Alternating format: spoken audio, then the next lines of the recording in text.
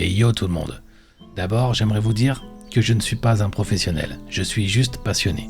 Parfois, je fais des grosses conneries, même très souvent, et je pense que tout le monde en fait.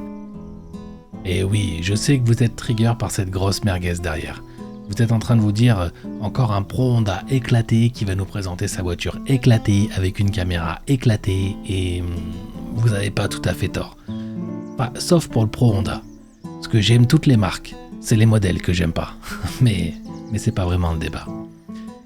Cette belle bagnole, parce que oui, moi je la trouve belle, mérite sincèrement d'avoir une plus belle apparence. Le vernis éclaté et ce verre ignoble, franchement, je peux plus le voir.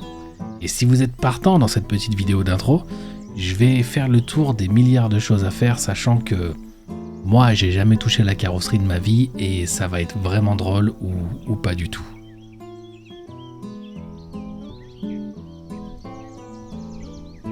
Alors, pour vous parler du modèle que j'ai, il s'agit donc du J9 1.4i et... mais attends, s'il te plaît.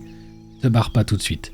Je sais bien que ce modèle est probablement le plus éclaté de la gamme, mais reste encore un peu s'il te plaît, j'ai une petite surprise à la fin. Donc je disais, d'origine 1.4 90 chevaux et honnêtement, ça marche vraiment pas trop mal. La boîte est un peu longue, mais franchement ça va. En plus j'ai eu beaucoup de chance sur le modèle. C'est une édition 50 ans Honda. C'est pas une des plus rares évidemment, mais je trouve ça plutôt cool. Et la fille à qui je l'ai acheté, elle a été vraiment cool niveau tarif. Je l'ai payé en 2023, 1000 balles tout rond. Contrôle technique ok, papier en règle. Franchement, voilà, il y a quelques points de rouille évidemment, je vais vous montrer tout ça après. Mais dans l'ensemble, ça va. Aujourd'hui, une voiture comme ça se vend encore 2-3 000 euros. Bon, on va faire le tour.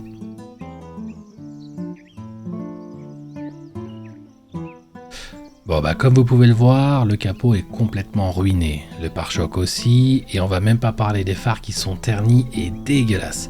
J'aimerais vraiment la passer en phase 2. Là en ce moment je suis en train de me renseigner pour savoir comment je pourrais faire. Pour les connaisseurs qui regardent la vidéo, vous avez dû remarquer deux petits détails bizarres ici. On a aussi une entrée d'air frais avec un filtre à air Skunk 2 qui coûte probablement bien plus cher que le moteur 1.4 de la voiture, mais bon, au moins ça respire.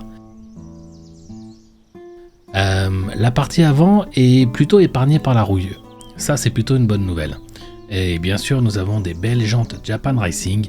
Allez-y, lâchez-vous dans les commentaires sur cette marque. Je m'en fous, moi je les trouve jolies.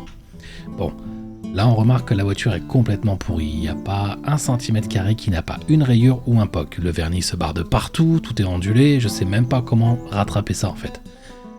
Le train arrière n'est pas fracassé, mais l'aile commence sérieusement à souffrir. Ça n'a pas l'air dramatique, mais bon. Là, c'est encore pire par contre. Il y a carrément un trou. J'ai bien une idée de comment faire pour rattraper ça. J'imagine que je vais devoir découper une tôle, la ressouder, la former, enfin bon, à voir. Le toit, lui aussi, bien évidemment, est éclaté et grêlé, sinon c'est pas drôle. Ça se voit pas trop sur la vidéo, mais croyez-moi, il est éclaté. Et j'ai même commandé l'aileron de la Civic EK9. Il devrait pas tarder à arriver d'ailleurs. De ce côté-là, c'est à la fois pire et moins pire. Il n'y a pas de trou dans l'aile, certes, c'est juste un peu attaqué, mais le bas de l'aile par contre, c'est une catastrophe. Mate l'épaisseur du mastic ici. Ça j'avoue, ça me fait flipper. En gros, voilà à peu près le pire de l'auto. Pour l'intérieur qui est un peu vieillot mais en bon état, j'ai pas grand chose de particulier à dire. J'ai monté des sièges de Civic EP3 Type R en phase 1, d'une part parce qu'ils sont moins chers que les phases 2, mais aussi parce que je trouve qu'ils matchent mieux avec la voiture. Je trouve qu'ils ont un ton un peu plus à l'ancienne que les rouges pétants. Petite autoradio de base. Bien sûr, on a mis des manomètres de Jackie, un qui n'est pas branché, évidemment, et l'autre c'est pour le ratio air-essence, monté sur une large bande Bosch.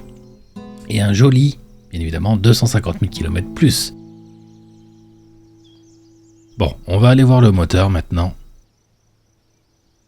Ah oui, aussi, le calculateur est plutôt pas mal intégré pour l'époque, évidemment d'origine.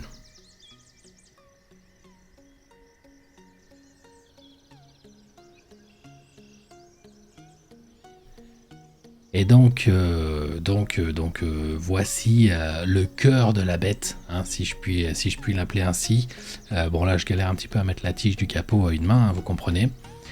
Et on n'a rien de fou ici, on a la boîte à fusibles, la batterie qui n'est pas adaptée à la voiture, hein, évidemment, le filtre à essence. Et on a une petite barre de renfort hein, que un pote m'a donné. Merci à lui, s'il regarde la vidéo. Il y a quelques fils apparents, mais j'arrangerai ça plus tard. Ah, et bien sûr, en tant que bonne merguez qui se respecte, hein, on a des bons amortisseurs. Max Speeding Rod, évidemment, acheté 200 balles sur ces discounts. Mais il y a un truc. Une chose qui me fait garder cette voiture. Un truc qui me fait flipper et en même temps qui me fait kiffer.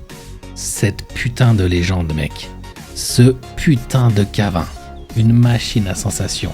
Ce putain de bourrin dans le cœur de ma bagnole.